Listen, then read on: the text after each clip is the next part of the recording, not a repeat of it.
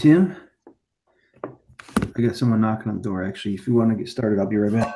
Okay, no worries. Did you have a chance to do the review? I went through quite a bit of it, but I didn't finish it all. It's the wording on this is I don't know, a lot different on some of them than the questions we had. So I did have some questions on quite a few of them. Yeah, I actually have only gotten to question 14, and I was probably only able to answer like half of the first 14. Yeah, literally the same. So that's where I'm at. John was saying that since he's traveling, he doesn't have any of his spreadsheets or anything. So that's rough. Yeah. I have a one of those Microsoft OneDrive accounts, Yeah. Where it kind of just puts it in the cloud and you can access it, so that's kind of nice. I can access it from my desktop and my laptop. So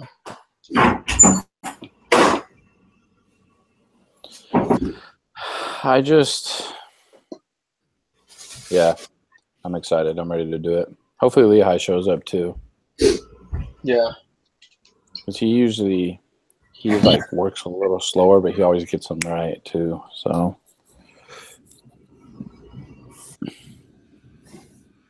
for number 2, did you get? I put the last one. All right, I'm back. I don't know what you put. Hey, what's up? So I couldn't decide if it was C or D. Yeah, I was literally torn between them as well, and so I ended up going with D. But I still. Where are we at right now? Just number 2. C. I went with C just because it specifies the sample size, and it seemed like both of those sample sizes were relatively small. You started the quiz already, right? Yeah. Because we didn't have any preparation. It was just to take the quiz yourself, but none of us finished it. Okay. Number 1. Number 2. Is there a quiz that needs to be done? Just a group meeting quiz. That's it. Oh, yeah. What does that comprise of? Let me see. I haven't even opened it yet. Is that not what you were doing? Oh, you're doing the lesson 15? Are you doing the lesson 15 questions? I think it's the same thing. Oh, let's see. Lesson 15 group meeting quiz? Yeah, but he's doing the one from the textbook. Oh, yeah. I think they're the same. Oh, yeah. Yeah, they are the same. They're just in different order. Oh, okay. Gotcha. Let's see. Yeah, it's the same thing. They're just randomly whatever. Gosh. Okay. So hold on. So for number 2, I put this B. changes everything. You put D? No, B. B as in boy. As in we are 90% confident that the true mean heart rate is between 45 and 105? Yeah. Hold on a minute. So these questions, this one's for the, I'm sorry.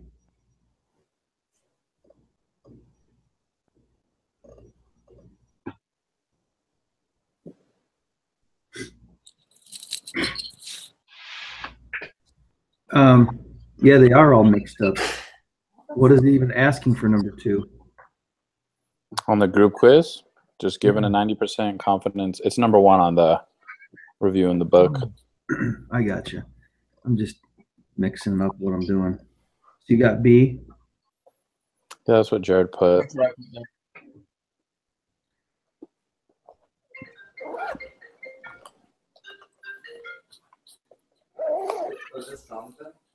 All right, I'm gonna do it. Let's go with B. Hello there. Hey, what's up, Lehigh? Hey, what's up? Where are you working? Yeah. We just started the group quiz. Okay. We just answered number 2. Here, I'll share the screen so we can all look at it together.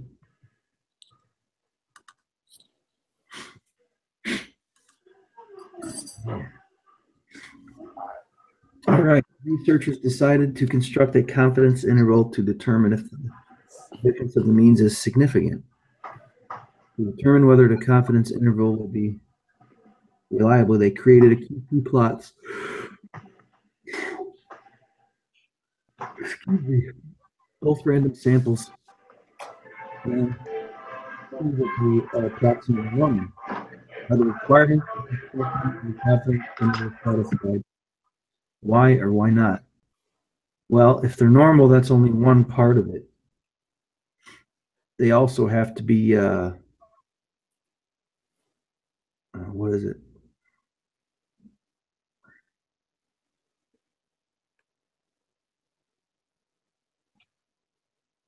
So I was thinking of it was A just because the sample sizes were small. Hey, what was the workout today? Go, because it's what, 20? No, 20 and 15, so it's over 30. It's a little different to describe. I could send it to But doesn't each sample have to be over 30? Hmm. That's what I thought, but I'm not sure. No, not on this one. back. So tries. We've been doing all kinds of tests of it with So yeah, I think you're right because it's saying males differing from the females. yeah. So Yeah. I'm gonna go ahead and say that you're right because it's only 20 and then 15 they're separate. I agree. I think it's A. Yeah. And it says QQ plots of both random samples and see that they are approximately normal. So that kind of rules out B.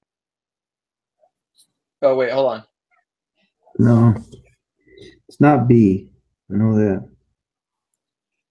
So the distribution of the means of each sample is normal since the data have been determined to be normal. That's true. But hold on. Yes, the distribution of the means for each sample is normal since the researchers can apply. I'm not talking about this central limit theorem. It's either A or C. I don't think it's A though, to be honest, but I'm wrong a lot. So you don't think it's A? I think it's C, to be honest, but I'm always wrong. I think it's C because the distribution of the means of each sample is normal since the data have been determined to be normal. The distribution is always normal if the means are always normal if the distribution is always normal. And they've been both considered to be normal. But what about the sample size? Doesn't matter with the QQ plot. In fact, when we open up this spreadsheet, let me open it up. The variables are always really small in these last two tests that we're doing here. You know what I mean? We're doing these kind of tests are for, I don't know, numbers. Yeah, I guess that's true. You've thoroughly convinced me. Okay. Let's do it. I'll go with C. Okay. Why is that you're going with C? Well, Lehigh, give us your answer why not to, because we need help.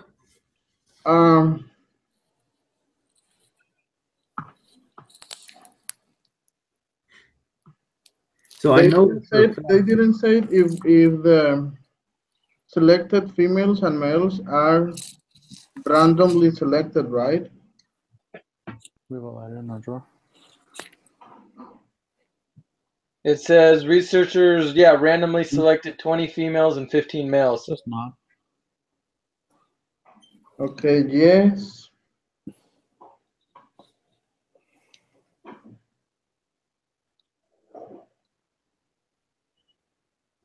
I think it's the last one.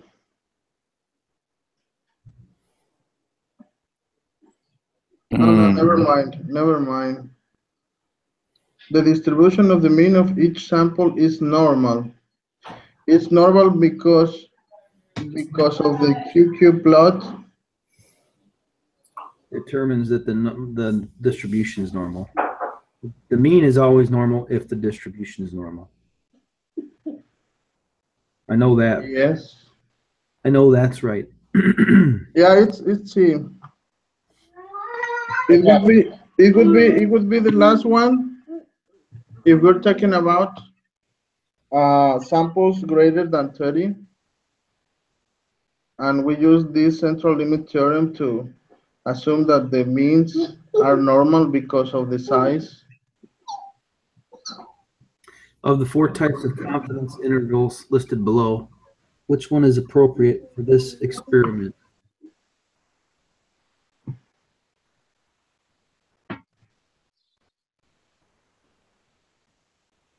I didn't know the answer to this one.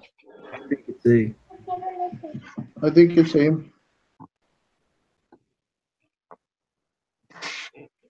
We're talking about 2 means. Oh wait, it's independent or dependent? It's independent.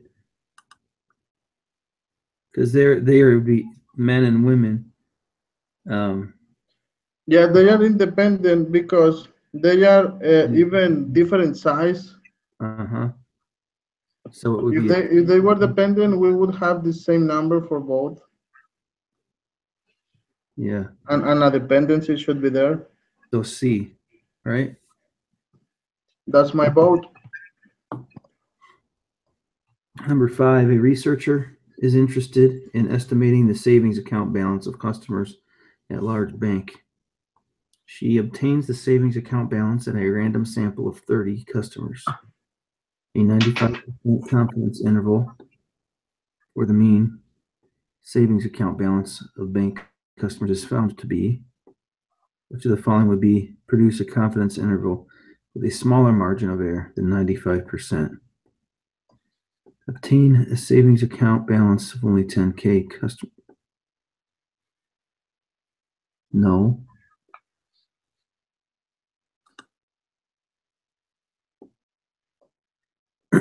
Compute a 99% confidence interval.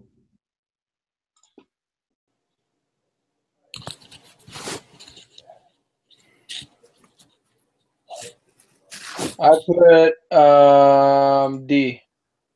Yeah, I was gonna say if we get more, because the 99% confidence interval isn't gonna change the lower bounds and upper bounds as much as like getting more customers is. So let's put the numbers in here. So let's just say we got 30. I vote for the last one also. Yeah, that's what I'm saying. Okay.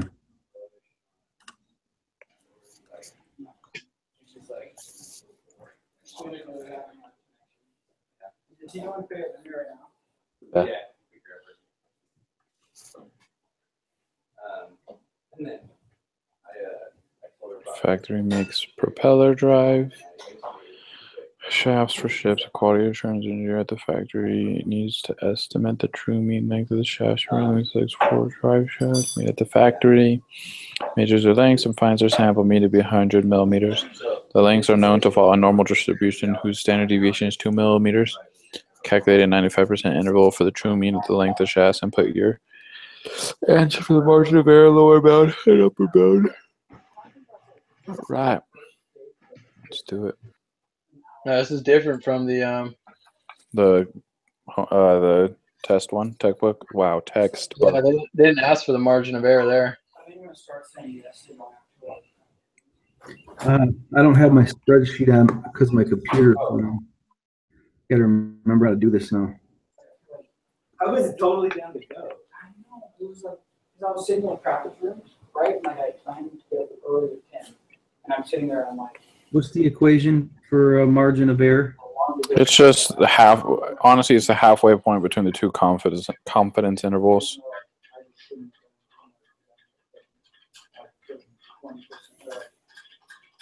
Okay.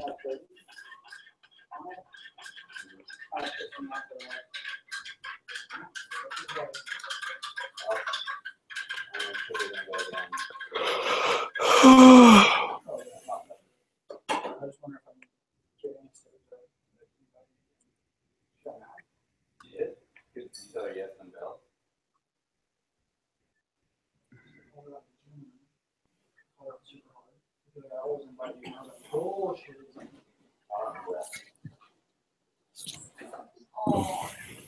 Thank you. I thought you were gonna leave, but it's cool. I'm glad y'all stayed. Yeah.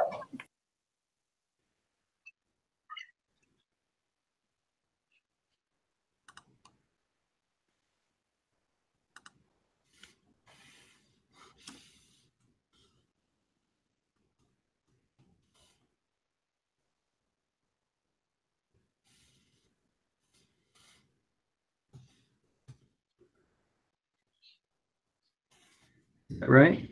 No, that's not right.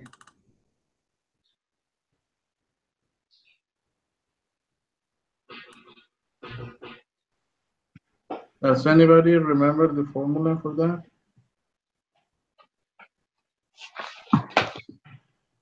Let's see. 3.182. I'm sorry, I don't have my a good spreadsheet. I had it all in there.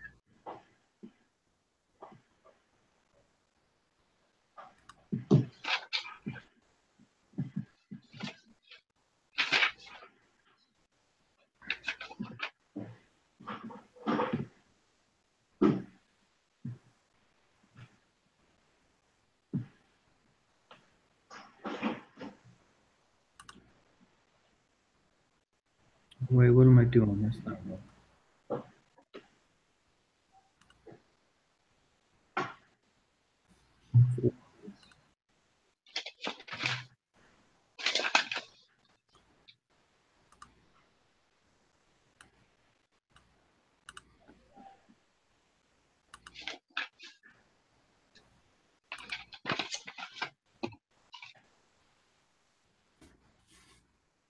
Okay, here we go.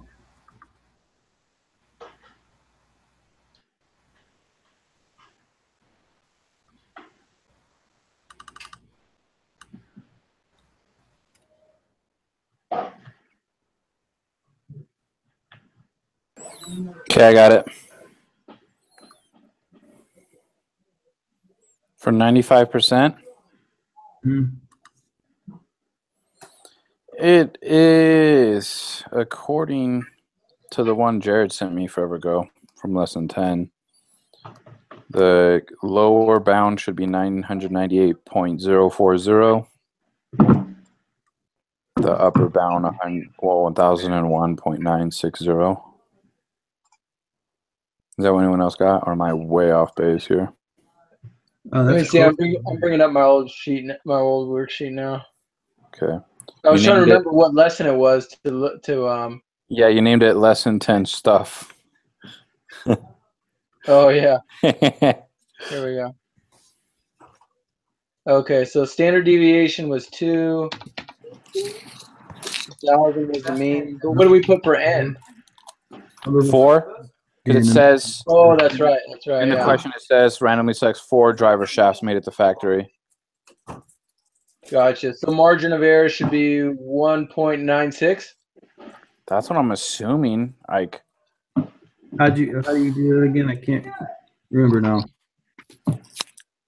So it is. Hold on.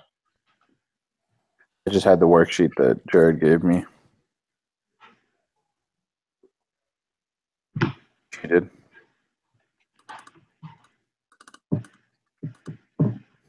Okay, so the formula is you take the standard deviation and then you divide it by the square root of n.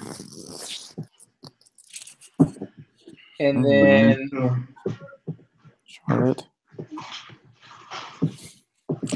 and then you take that.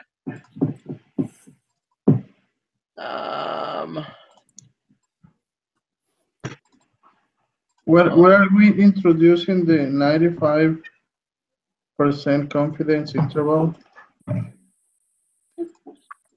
What do you mean? It says determine margin of error for this 95% confidence interval. Yeah, so it's just in the It's just in the spreadsheet. Oh, those are not so good. Actually, where at the spreadsheet? Standard deviation divided by the square root of the It says number. confidence level on one sample t-test for means.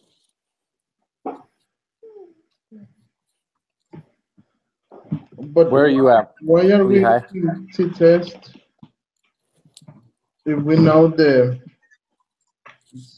standard deviation?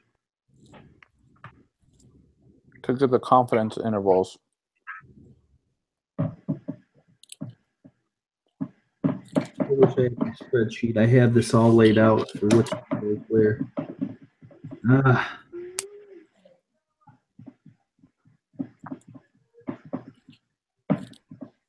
You guys, hey, while I'm thinking of it, want to meet up tomorrow night to study? Yeah, I'm down. Right. So probably like, I might be able to. I have a wedding reception to go to, but I'll probably be back by 3 o'clock okay, California time. at the same time, like 10 p.m. Well, it's 10 p.m. my time. 9 yours. Okay. I'm down.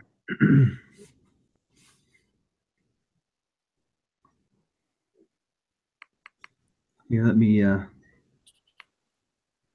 look it up because.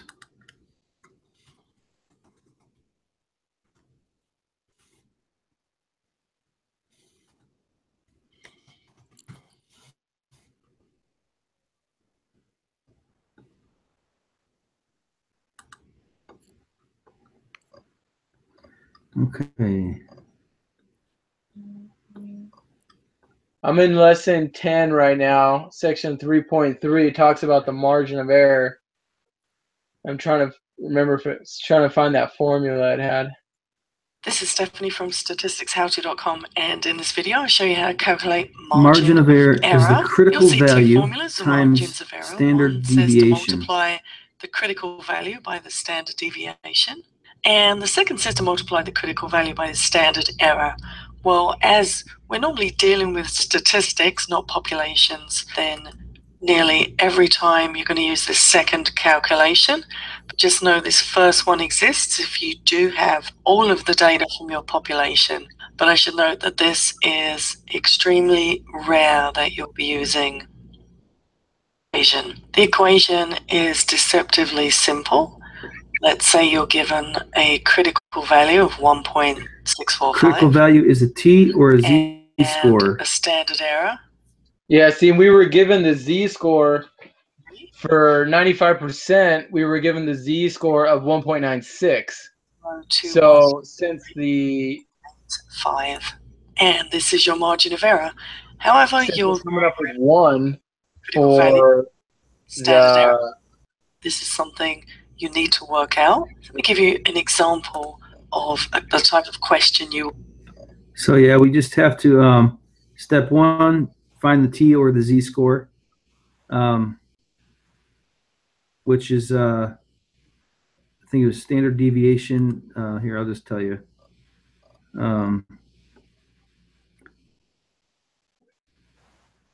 the z-score should be 1.96.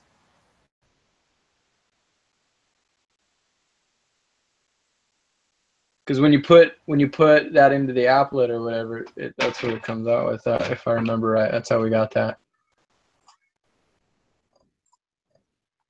So z score is the number minus the mean divided by the standard deviation.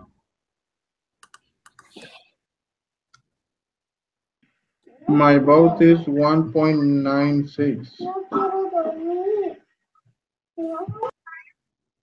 We got the number minus the mean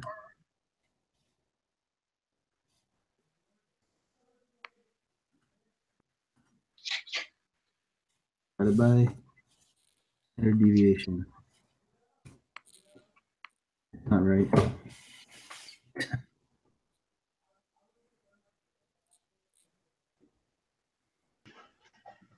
So any clue on that?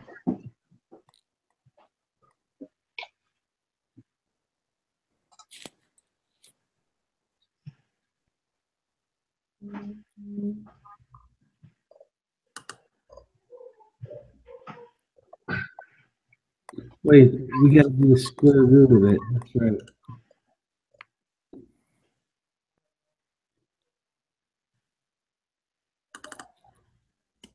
It's divided by the square root.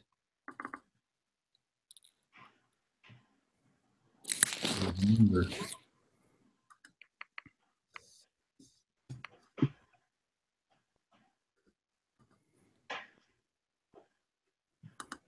So,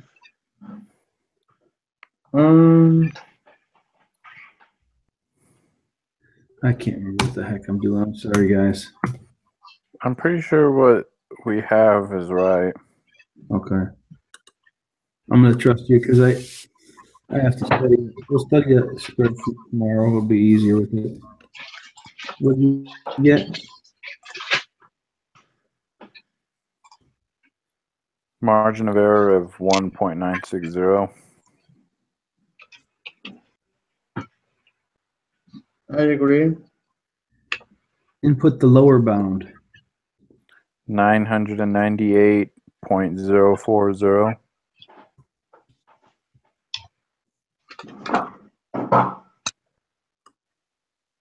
A 1,001.960. 1,000 what? 1.960.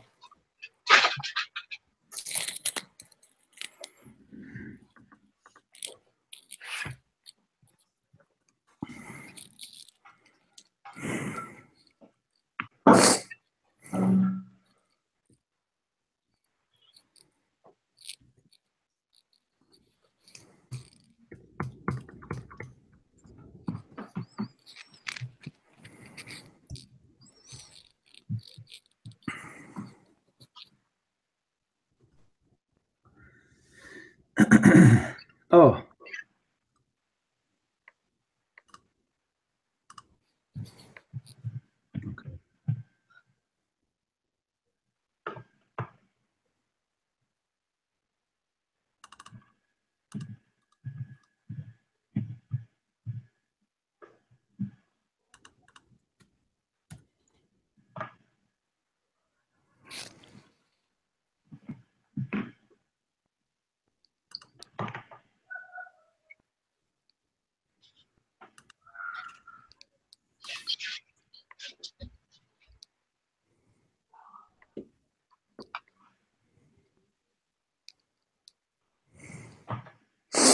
That's the accuracy of a laboratory scale.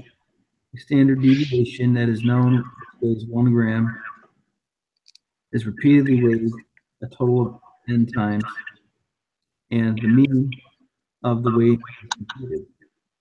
Suppose the scale gains are normally distributed with an unknown mean and a standard deviation of 0.1 gram. How large should n be so that 95% confidence interval for the mean and a margin error of 0.0001? Yeah, I need my spreadsheet to do this. This is the one where we had to do like a little bit of algebra. Yeah, it thing's really easy. I have a spreadsheet. You just punch it in. I'm sorry, guys. I got a headache. I'm real bad. Oh my gosh.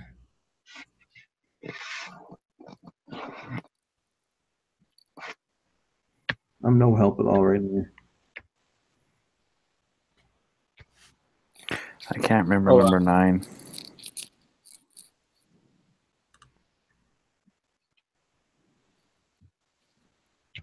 Hold on, I bet you I can find it real quick. Okay. I remember in the tutorial video.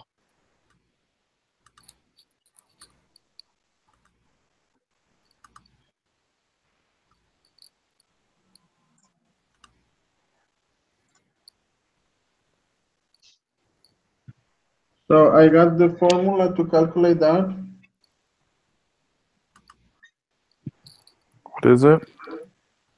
Yeah. What is it? Well, we use the formula to calculate the margin of error equal to C multiplying the standard deviation and dividing the square root of n. So we need to calculate for n. In this case, we have the C, we have the standard deviation, which is 0.01, and we have m, which is 0.0001. So it would be n equals to C multiplying standard deviation divided by m. All that, it needs to be squared.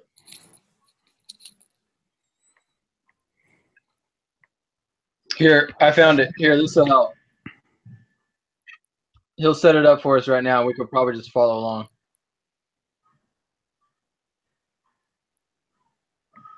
Oh wait, hold on. Let me share my screen real quick.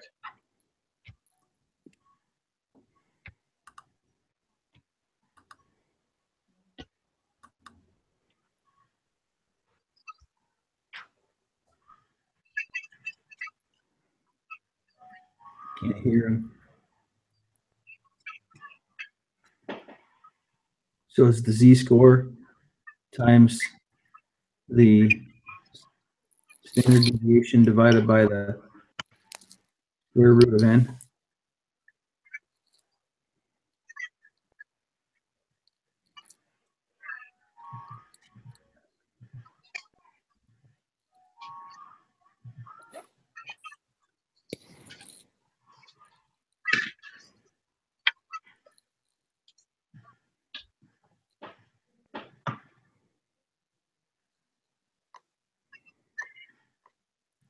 There it is.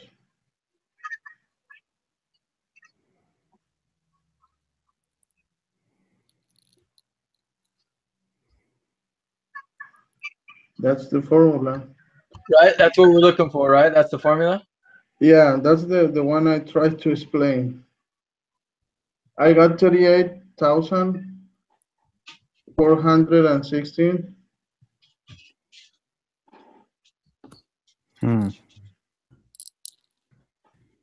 I know it would be high to find a 0.01 deviation. It'd be really high to make it that precise.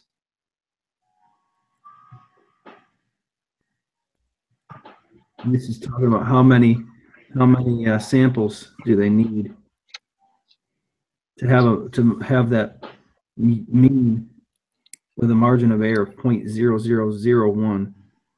So that makes sense.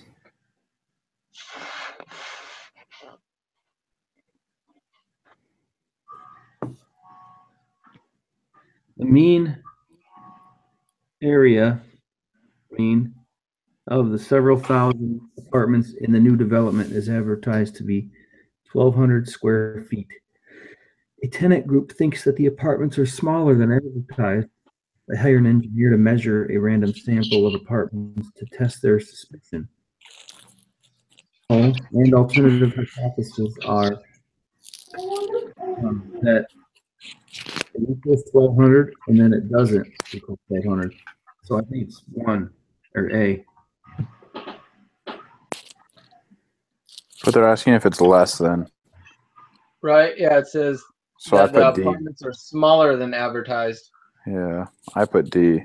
Oh yeah, so you're right. What did we put for 9? That's a fantastic question. I don't know. 38,416.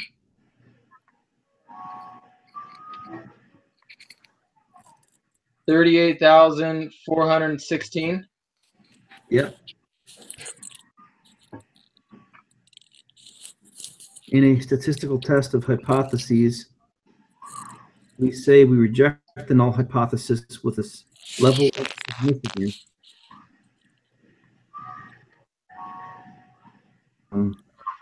So it will be the last one, right? No. Well, it's either smaller, less than, or greater than. The p-value is less than or greater than the 0.05. So they say that the tenant group thinks that the apartments are smaller Yeah, than that advertised. was D. Number 10 is D.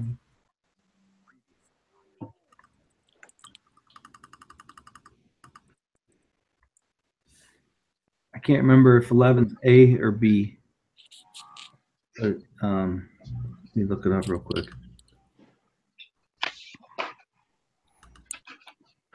If the p-value is greater than A, we don't reject. If the p-value is less than A, we reject. Correct. That's what I put. Okay, is the second one, right? Yeah, P that's value what is I less put. than Yeah, significant. less Okay. reject.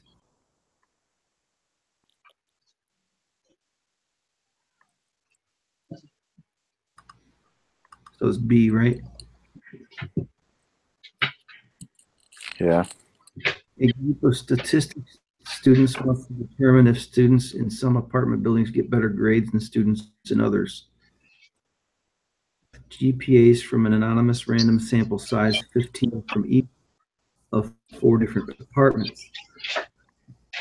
Data for each apartment building are bell-shaped with no outliers. The variances are nearly equal. Can they use an ANOVA hypothesis test to answer their questions?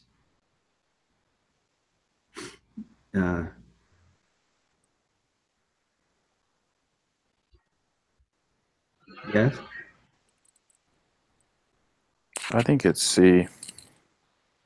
It is enough that the data for each apartment building are bell-shaped with no outliers and the sample variances. Yes. I know for a ANOVA test, it has to be like the variance has one of them has to be like 4 times greater or less than or something or another. I can't remember right now. I think we cannot use the ANOVA for that. You don't think so? You can use ANOVA for anything. You just have to have, they have to meet those 2 criteria of I was thinking it was C. That's what I'm thinking because the only requirement it really has to meet is the variance one. But I'm not 100% sure.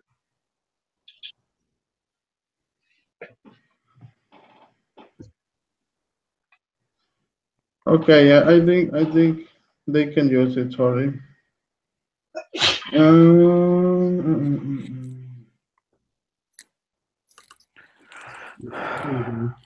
assumptions for ANOVA.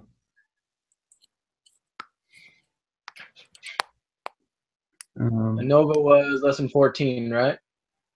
Yeah. The populations are symmetrical and unimodal, and the sample size of the groups are equal or greater than 10. So we're good.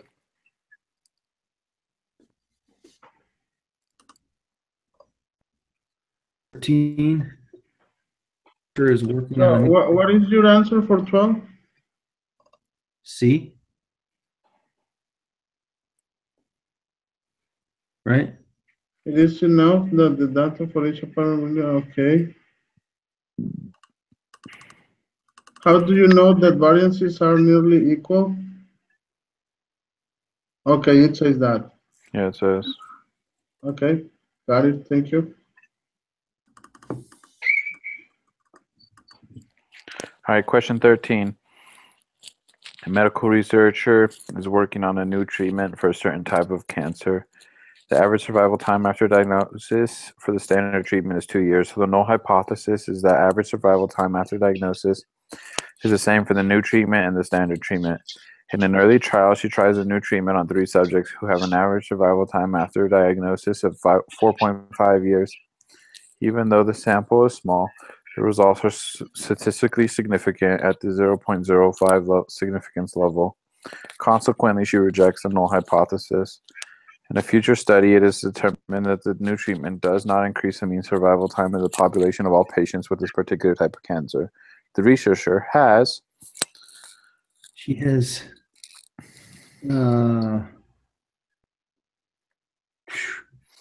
Can't remember what type of errors are, but it's the smallest. I think it's- I think I have it. I think I have it. So I think a type 1 error is when we reject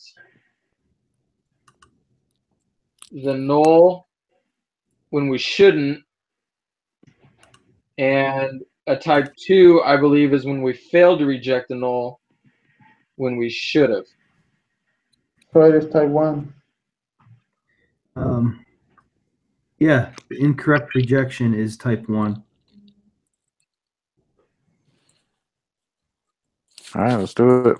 Type 2 is incorrectly retaining a false null hypothesis. So yeah.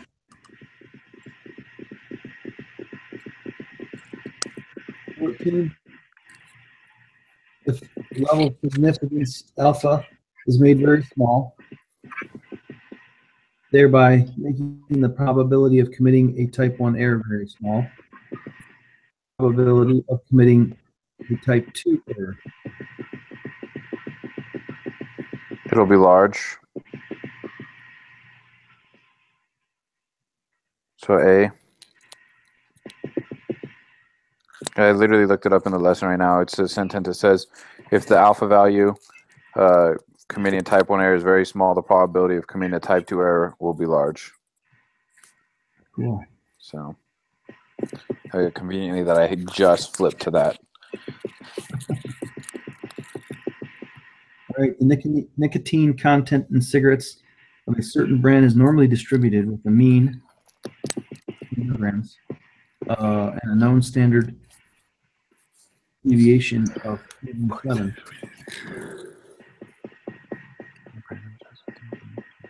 The brand advertises that the mean nicotine content of its cigarettes is 1.5.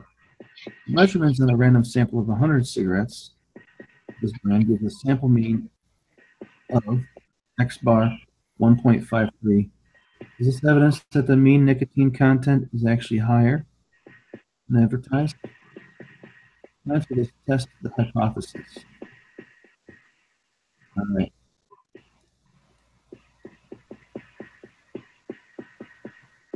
Oh gosh. Is it C? We're gonna fail to reject HO.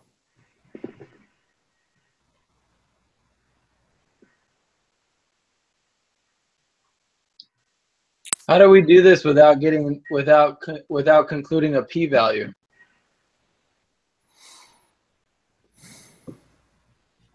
So there's 100 cigarettes. Mean of 1.53.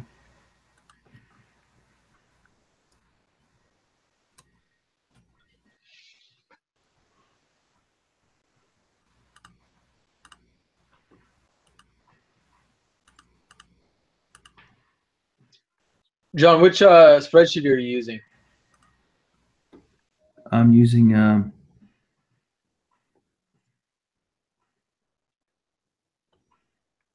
the wrong one. That's what I'm using. I got the p-value of 0.0403. So 0.04. How'd you get that? So I just inputted all the data. I put the mean of 1.53, standard deviation of 0.17. The mean is 100. I mean, the sample size is 100. The confidence level, I just left it at 95 because we don't know. But I don't think that'll mess up. Oh, it'll change the p-value. So Which spreadsheet are you using?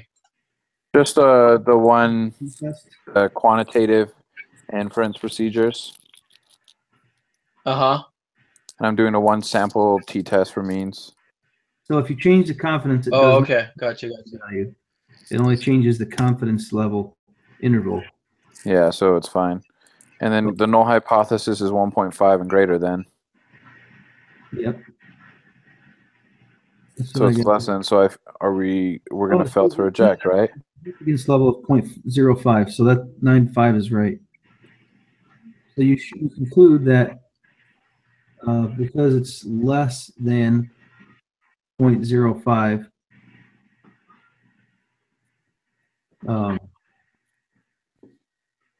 Will reject. It's We less reject than the null it's less hypothesis. than the 0.5. So we reject the null hypothesis. That's D.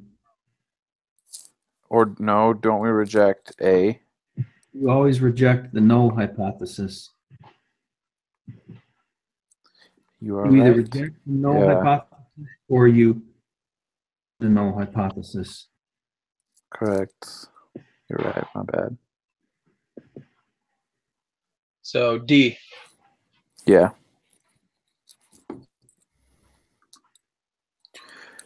Question 16. You would like to look at the mean number of hours worked for wages per week by male students and female students. You would like a random sample of 100 for each group and test if those means are different. What is the correct statistical procedure? It's a two-sample t-test, right? So independent sample t-test? Yeah, because they're two separate people. Two-sample t-tests are independent. I like It it. would be like if you did the same person before and after. Yeah. Question B? 17. What Yeah, happened? B as in B boy. independent sample t-test. Yeah.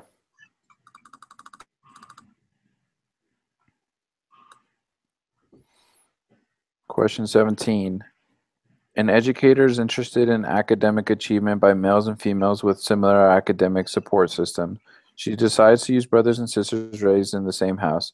Furthermore, she decides to use only brother-sister pairs when they are next to each other in sibling order. Should she use a hypothesis test based on independent or dependent sampling? Independent. Yes, but which one? Either B or D. B is the sister's academic achievement depends on some degree of her brother's academic achievement. That's one. Or D, if you select a brother so as to compare his academic achievement to a sister, you must include the sister in your study. I think it's B.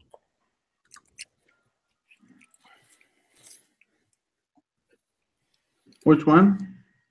I think it's B. Because let's read this again. He's interested in the study of I think it's the last one. people that have similar academic. He decides to use a brothers and a sister raised in a safe home. Furthermore, she decides to use only brother-sister pairs when they are next to each other in sibling order. Should she use the hypothesis test based on independent or dependent sampling?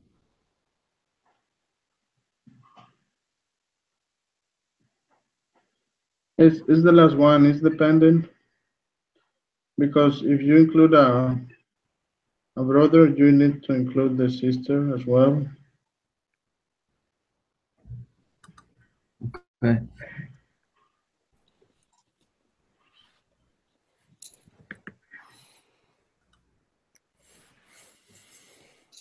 That makes sense. All right, so let's download this dissolved organic carbon Excel sheet.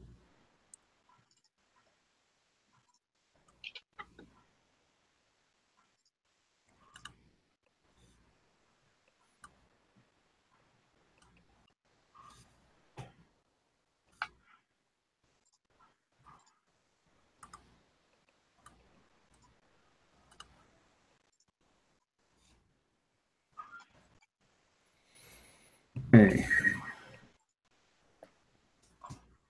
And we're putting that into a one sample t-test.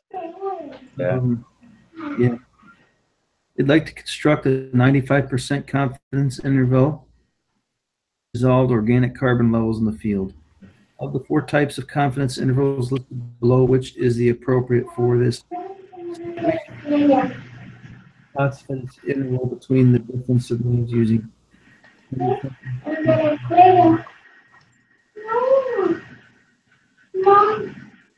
B? A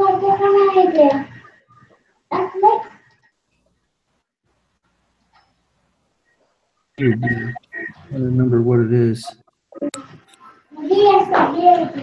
So do we know? No, we don't know the mu, right? It could be A. And the mean is 13.193. Yeah, when we put it in, we know what it is. That is the mean for the sample Yes. or for the population. The mean for the sample. So mu is the mean of the means. Yeah. the mean of the population.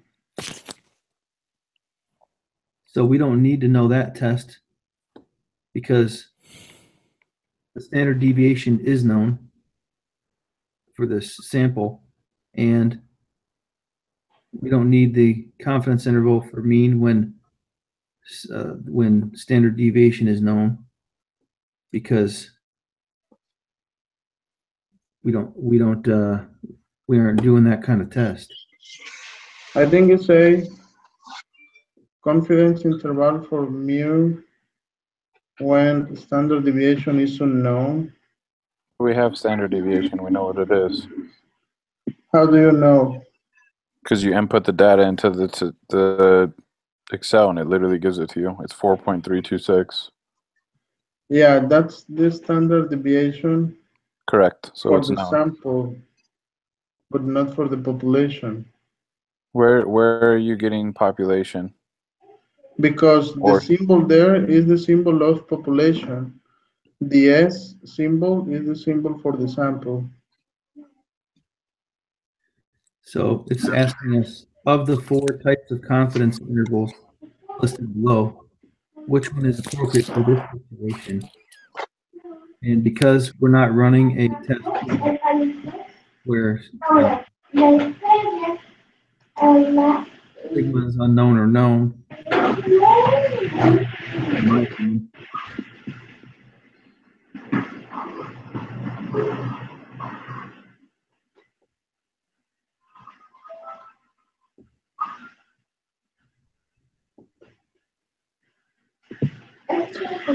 Are you comfortable with the answer? it's B or D. I don't know which one it is. That's my opinion, and I'm not comfortable. You are going for the confidence interval? For the difference of means or the mean of differences? It's asking us, which of the 4 types of confidence intervals listed below is appropriate for this situation. We're So- on number 18, right? Yes. 18. So right now we have a confidence interval for the one sample t-test right now, right? And it's run off of the means. Right?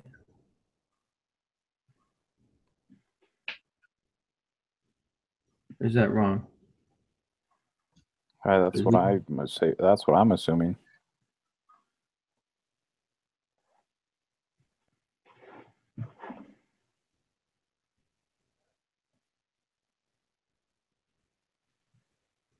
And these samples are all dependent because they're all soil. How come it's not C? How come it's We not don't have a C? population mean. Because we don't know the standard deviation of the We don't know population. what the population mean is for A or C. Oh, okay. That makes sense. No, but we don't need to know the mean for the population. We want a confidence interval for the mean of the population. You know what? It could be B, C, or D. I don't know. So you are eliminating answer A by default. I'm eliminating A because the standard deviation is given to us after we input the numbers. Okay, well, I'll go for A, if you don't mind. Sure. We can see where we're at when we're done. You're probably right. I'm wrong all the time, guys. A lot too, though.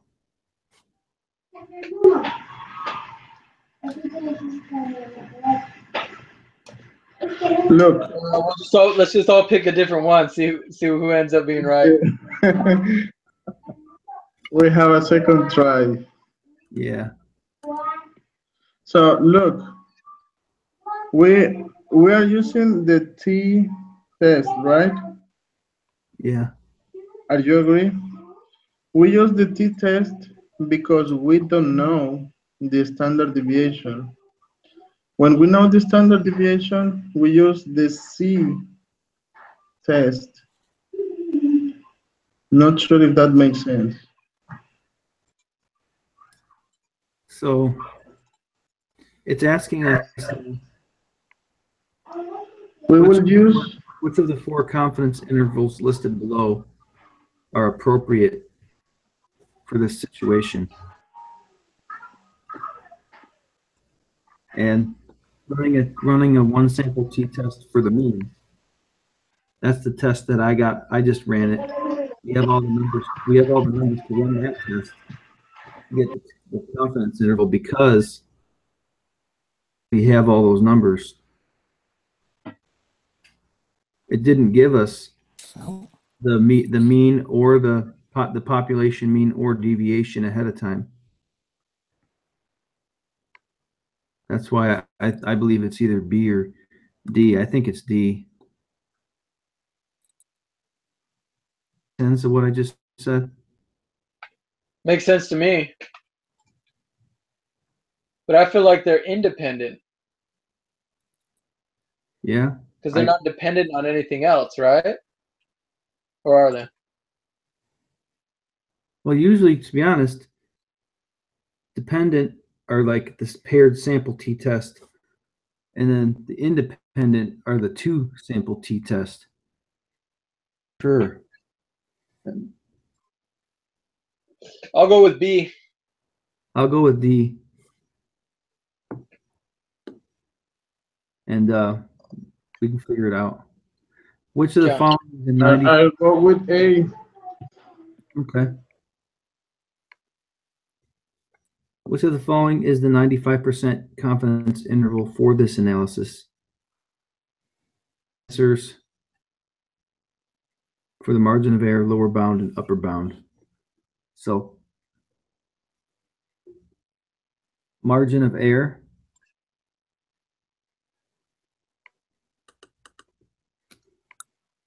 Can you say 1.896?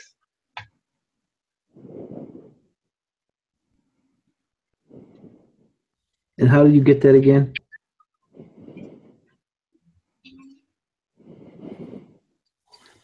I'll look it up again. I can't remember.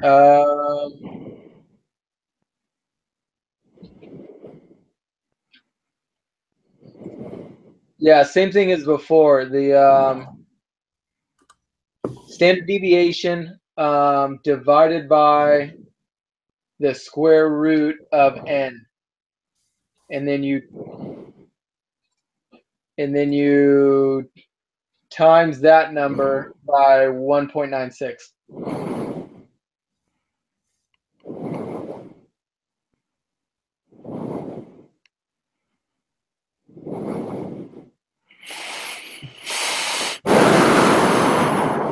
So what did you put? 1.896. And where's 1.896 from? It was the same thing as before. 1.896. So before the formula was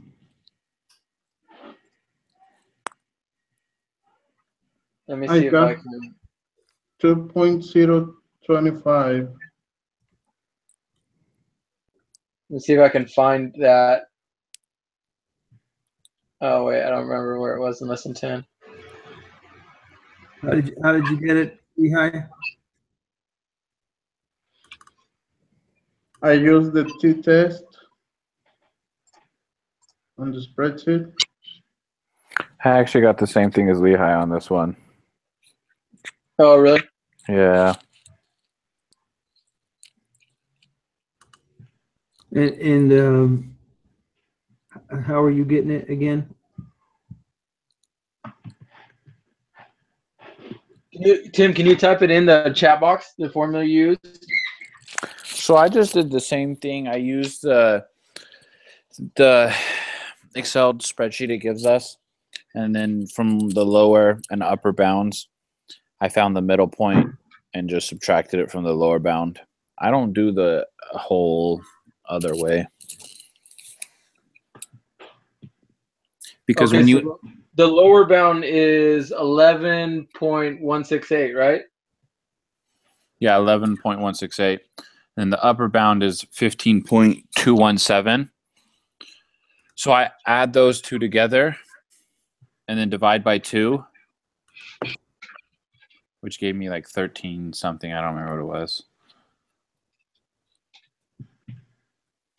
So, Tim, what did you answer for the 18? 777. For 18, I put B. We literally all have different answers. Yeah, we only have pending the C answer. 13.193. For what? 13.193. Is that what you got? Yeah, I didn't finish. Yeah, so then what do you do with that? So you take that number and just divide it by like the lower bound. In which one are you working on? I'm showing them how I got the same answer as you on 19. 1.181. No, I got 2.025. I didn't round until the very end.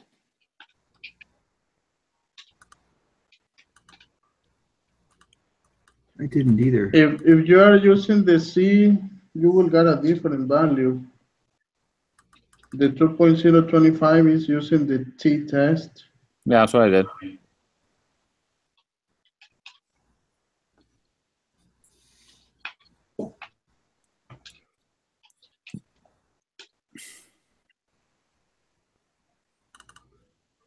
So you take the high minus the high plus the low divided by 2, right? Yeah, and then subtract that number from the low. Then you take your that number minus the low. Yes. So what is your low? Is it 11.168? Mm-hmm. And your high is 15.217? Correct. So I got 1.181. Well, yeah, I'm coming up with the same thing. What are we doing wrong here? We are using the C test. I have no idea. So if you're using the 1.96, right? Are you using the 1.96? Yeah. Oh, that's what we're missing. Where does that come into play? You need to calculate that on the spreadsheet, not by hand.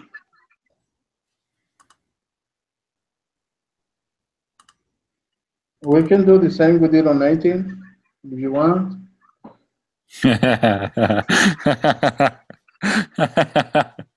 Leah, you're funny, man. Oh, gosh. I'm still confused. I'm sorry, Tim. No, you're good. I'm just really and my spreadsheet, I have all my notes and everything for all these, and I'm really thrown off tonight. It's okay. We're all struggling. We still have like 9 questions, and I'm. So what did you guys end up putting for 19? 2 what? I put 2.025. But like, if you guys want to put the one you guys are coming up with, we can both put it and then see where we're at. Okay. Because Lehigh and I have a different answer, and you guys have a different answer. All right, I'll put 181. Lower bound is 11.168. 11.168. Yeah. Upper bound 15.217. Yeah.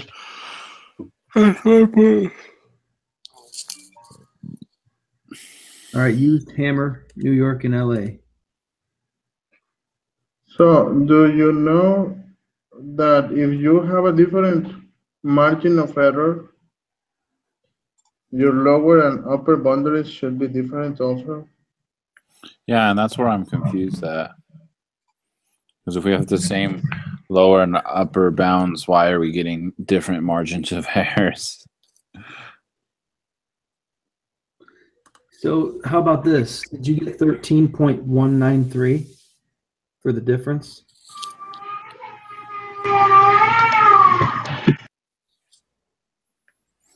Let's see.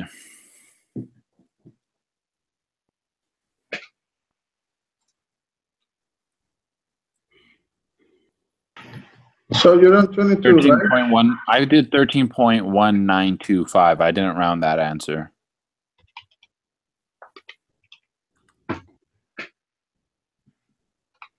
Huh.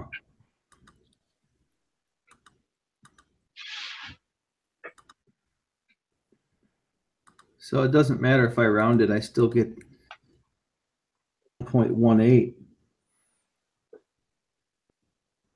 So Yeah, I literally have no idea. No idea. can I share my screen with you so you can see what I'm saying? Yeah. I believe you guys because, like, I just don't know how it's happening.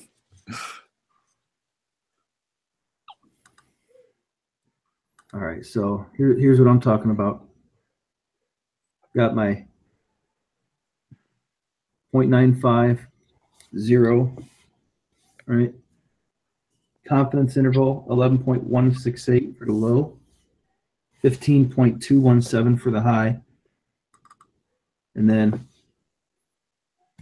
I took my high plus my low divided by 2. I got 13.19282, and then I just took that divided by Subtract. subtract. No. There it is. What are you trying to do, John? That's what I did wrong. Thank you. Is that the same one you got, Lehigh? Yeah. 2.024. Yeah, 2.5 rounded It's up. 2.5, yeah. Oh. Success. We found the error.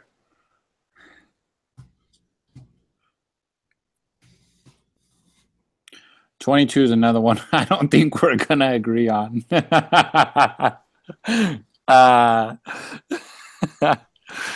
Oh gosh.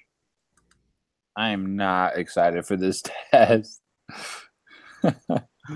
Hey, it is better here than on the exam. Yeah. Because then we can all talk about it and figure out what's up. You want to know if there's a difference in mean listing prices between Hummer's sales for Los Angeles and Hummer sales for New York. Create a 95% interval for the true meaning, and this is a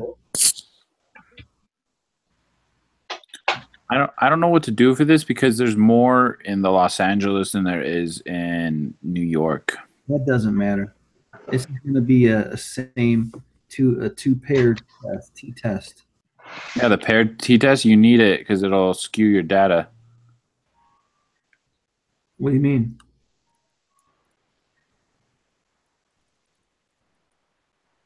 They don't have the same amount of values. Los Angeles has more numbers. It'll still give you an average, the similar average, because it doesn't matter how many you get. But it's going to mess up your confidence intervals, which we need. Oh, I think it's the third one. yeah, you're right. That's where I'm lost. It's going to be that. You're right. You think it's the third one? Test. Aren't they dependent on each other though? For no, they're not. You're right. No, they're not. They're just similar. That doesn't matter. Yeah. I honestly have no idea how to get 23 and 24. I'm going to be 100% honest with you. Because I don't have the same amount of numbers in the set, so I really don't know.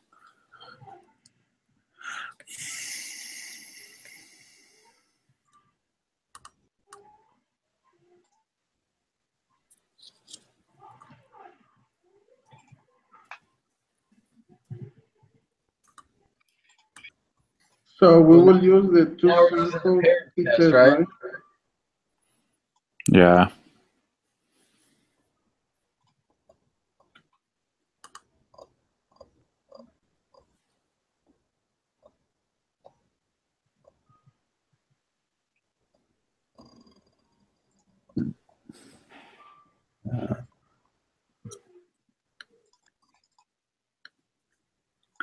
Maybe it's two sample t-test Yeah, two sample t-test. That's rather my than vote. paired.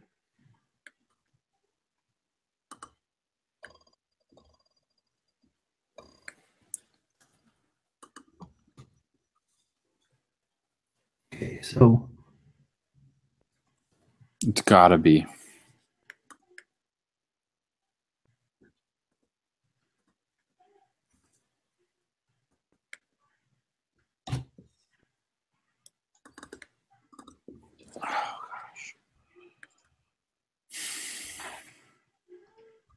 Y'all having a blast yet, or what? Oh yeah. what isn't this? All right. Of the 4 types of confidence intervals listed below, which one is appropriate for this situation? I think Lehigh's right with this one on C. I don't know why we disagreed so much on the other one. I think it's C. Calculate the 95% interval for the true difference of mean listing prices between Hummers in LA and New York. Input the lower bound. Negative 423. Is that what you got? That's what I got.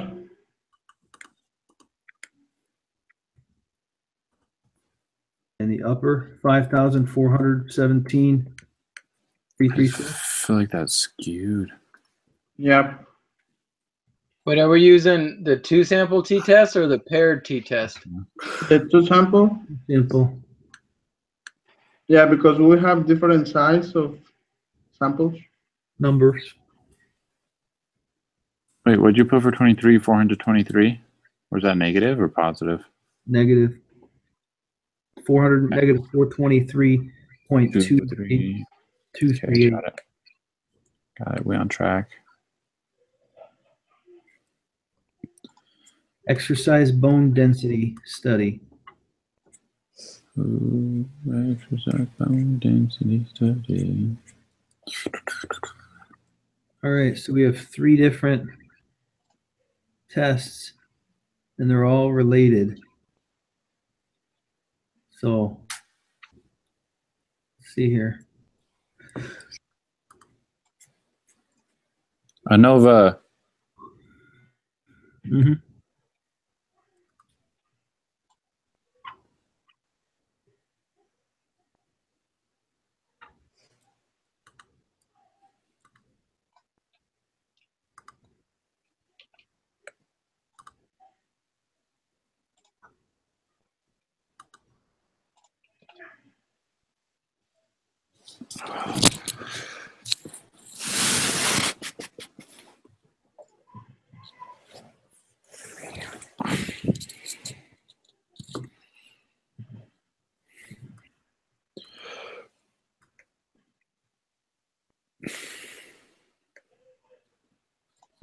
I now see why he gives us 4 hours for the test.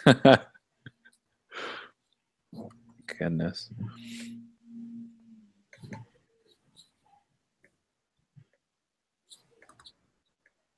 All right, researchers would like to determine the mean levels of bone density are different between the 3 different groups of rats listed above. Use a 0.05 level of significance. What is the correct hypothesis for this test? ANOVA. P.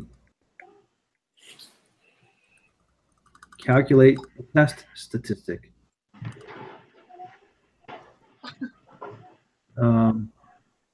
Whoa. What's going on here?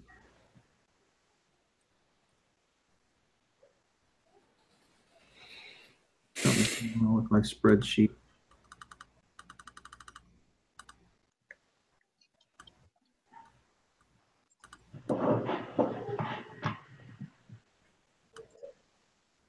I'm working on getting them right now.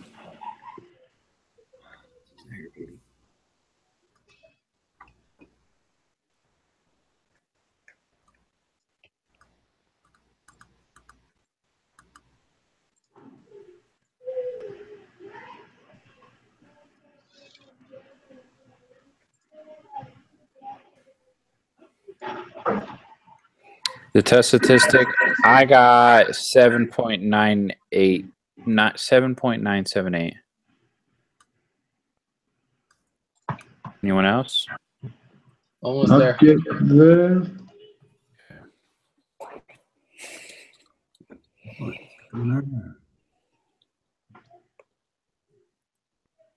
Yeah, F, right? Yeah.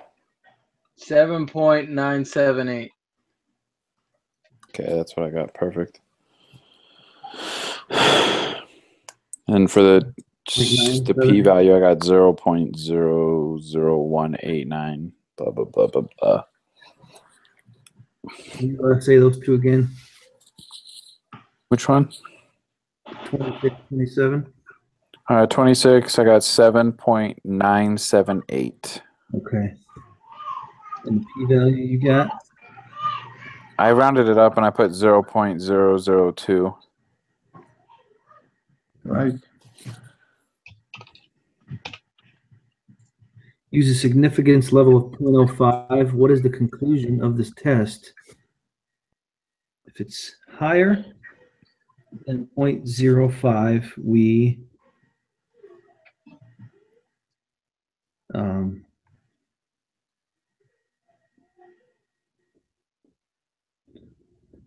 I think it's A.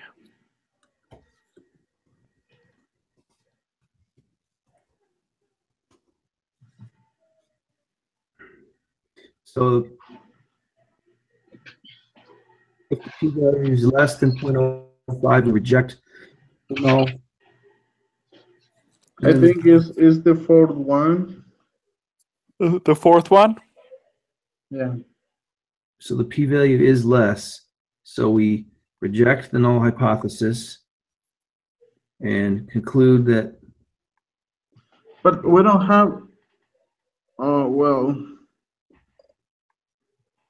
What is the null hypothesis on the ANOVA? That they're the All of same. them are equal. Right. And when we reject, we say that at least one is different. It means that they're not equal. Yeah, at least one, yeah. But we gotta do this. If the p-value is less than 0.05, we reject the null. And if it's more, we fail to reject.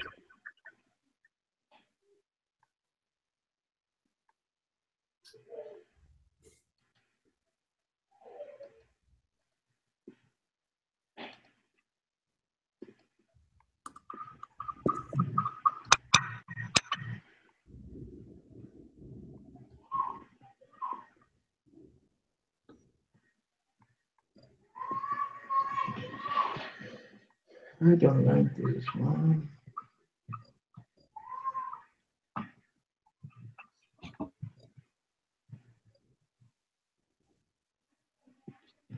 So it's either A or B.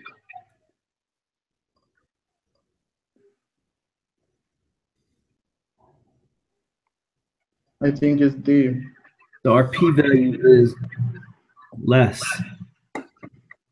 So we reject the null hypothesis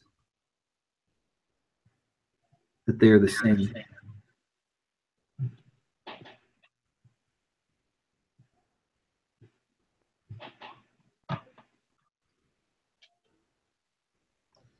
So rejecting the null hypothesis is saying that at least one of the means is different from the others. That's And right. that is D. We have sufficient evidence to conclude that mean bond density of at least one of the groups is different from the mean bond density of at least one of the other groups. I think that's right. I feel like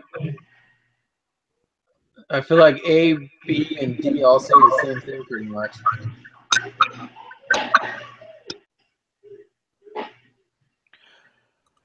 Oh, I see now. Oh, hang on. Yeah, I like D too. D's a good answer. I mean C, right? We're going with C. D.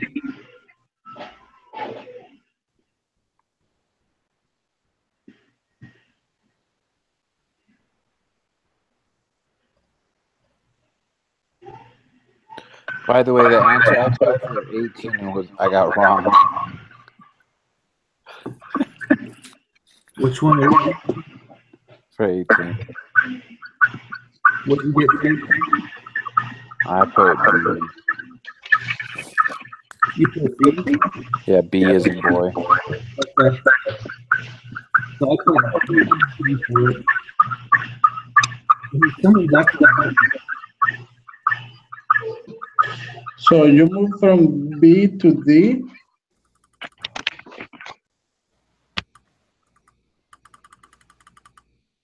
What are you talking about? I'm talking the 18. You move from answer B. No, to I left answer- it as boy, and I got it wrong. Yeah, but John has B also, right? I have D. Oh, you have D. Okay. For so we'll see if it's right or wrong. You're probably right. Did you got team? Did you got the last ones? Good. How'd you get 29? You already did 29 through 32? Yeah. I went ahead while you guys were still debating the other problem. Did you get them all right? The only one I didn't get right was 32. But I'm just going to redo the quiz. What'd you get for 29 to 32 then? 29 is dependent samples tests. 30 is 1.685. And then 31 is 0.096. 0.096. Yeah.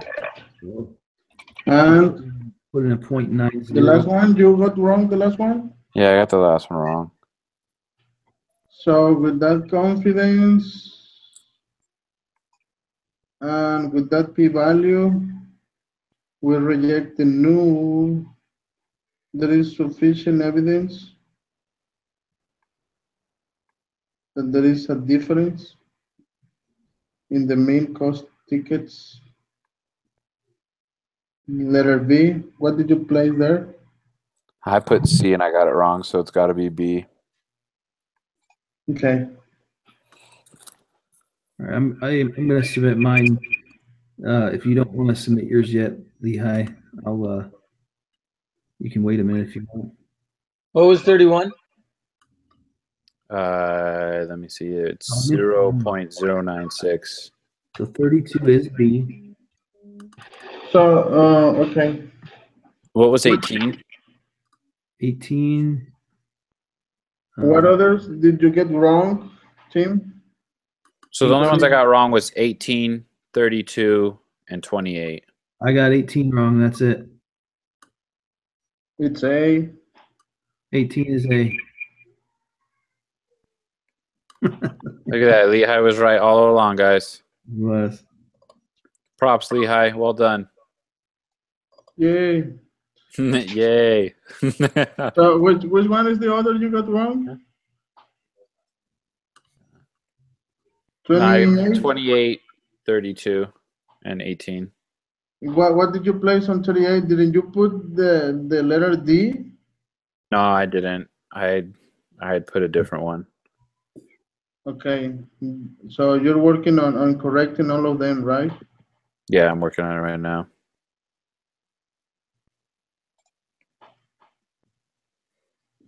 Let's see. So I'm thinking about 18 now. It's 8. I know it's But 8. how come? Yeah. It's what I mentioned. We don't know the standard deviation of the population, which is different from the. Which is why we have to input it and figure out what it is. Hey, I got it all correct.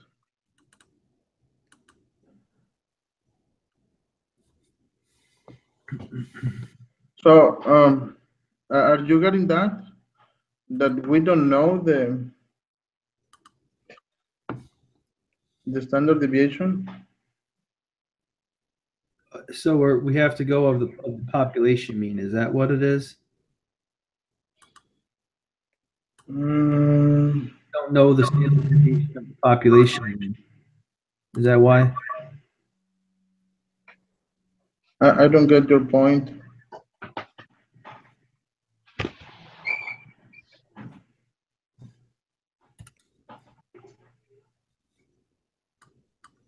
So did you make it all to the for the second trial? I'm about to do it now. Any question on any answer? No, I don't have any. My computer's like freezing up. I don't want to have to redo them all. Yeah, it's a pain. Welcome to the club. Yeah. I'm almost done already, though. It's fine. You get them all right, Jared? All but I think I just accidentally typed in the question code wrong. That's the only one I missed. But I'm too lazy to go back and redo it. For the 1 point. Yeah. Yeah, I don't blame you.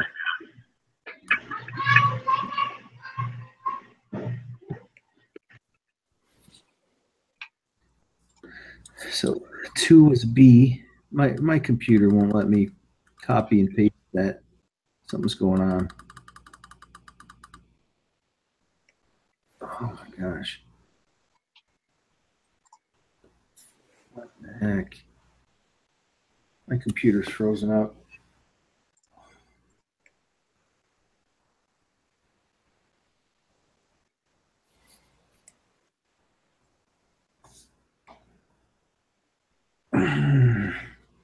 You want me to share my screen? There you go. He'll just do that. It's easier. It just took that long for it to load. Yeah, it might be best if you just share screens with them and then you can just copy it over. Yeah, if you would. Oh. I have it up on my desktop and let me think how I can do this. Just click on share screen. No, but I have the quiz up on my desktop, not my laptop. Oh, gotcha. And I'm in the chat. I wonder if I can just move to the chat. Let me see if this will work.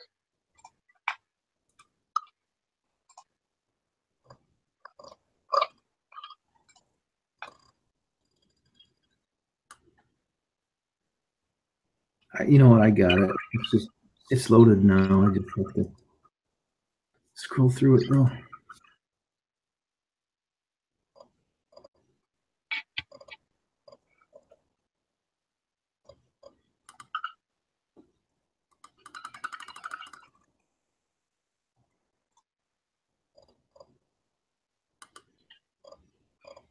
Hey, look, it worked. I'm on here twice now. That's funny.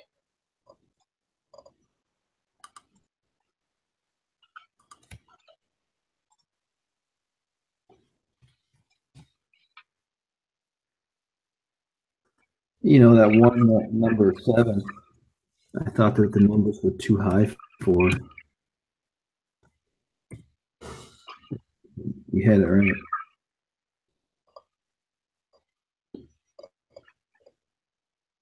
Number 7 and number 8.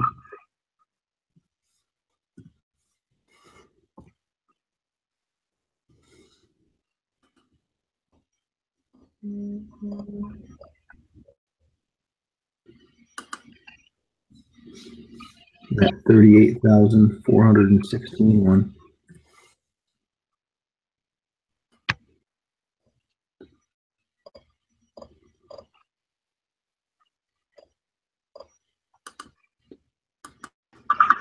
Seems like this exam will be more difficult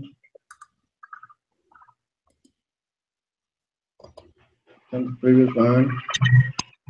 Can you say that again? It seems like this exam will be more difficult than the first one. Yeah.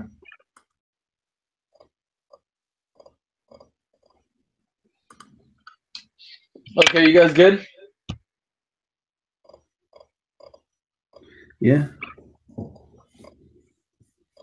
Okay, I'll check in after I get back from that reception and see if I can join your guys'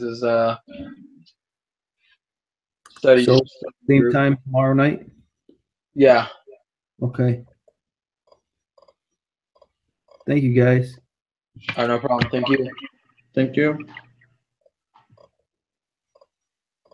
Hey, Lehigh, do you ever come to the United States? Sorry? Oh, yeah, I started my mission there Oh, you did? Where at? in Texas. Oh, cool. We're at in Texas. For work. Oh, okay. I go there a couple times a year. I have friends over there. On work permits. Again? Oh, why is that you travel there? I have friends that live there in Dallas. Oh, cool. My friend Daryl and his wife live there. I really like that area. Yeah, I started my mission near to Dallas in Fort Worth.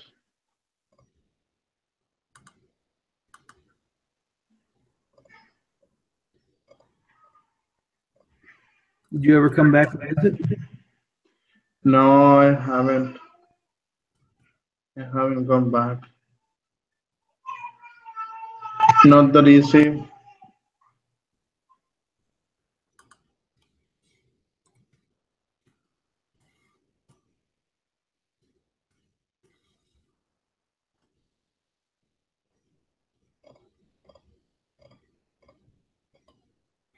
Do you plan on coming back ever? I wish I could go back and visit some friends. I used to call and write, but it is not that often as before. But yeah, I know. I remember some of the members there.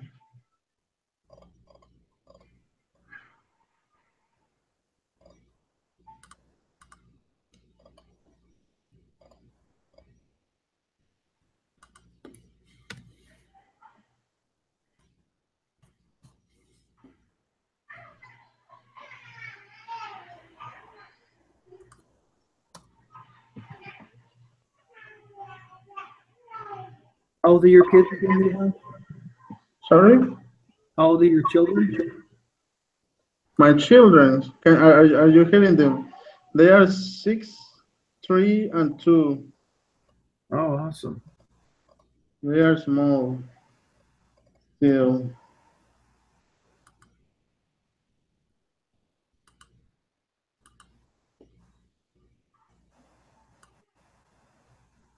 Oh man, I put one of them wrong.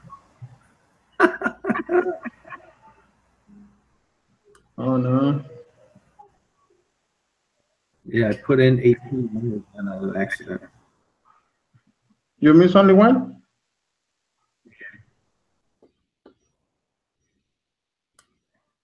All right, I better stop this little one.